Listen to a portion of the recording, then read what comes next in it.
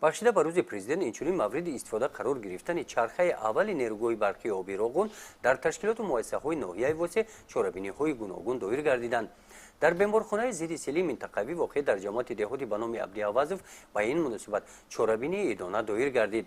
баъди баргузории ҷамъомади идона маъмурияти беморхона дастархони идона кушода беморонро бо оши палав зиёфат дод.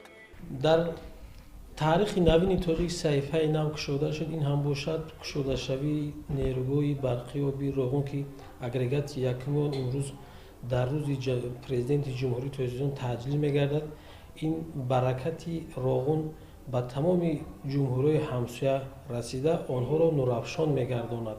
ҳамаи мардуми кулли ҷумҳурии Тоҷикистонро ба ин рӯзи фархунда табрику муборакбод менамоям. ҳамчунин дар ин рӯз дар ширкати хусусии Самар директори корхона Муслиҳиддин Фазлиддинов чорабиниҳои гуногуни идона баргузор гардиданд.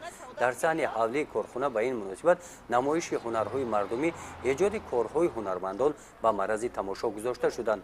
ба ин муносибат дастархони идона кушода шуда озмуни беҳтарин оши палав гузаронида шуд.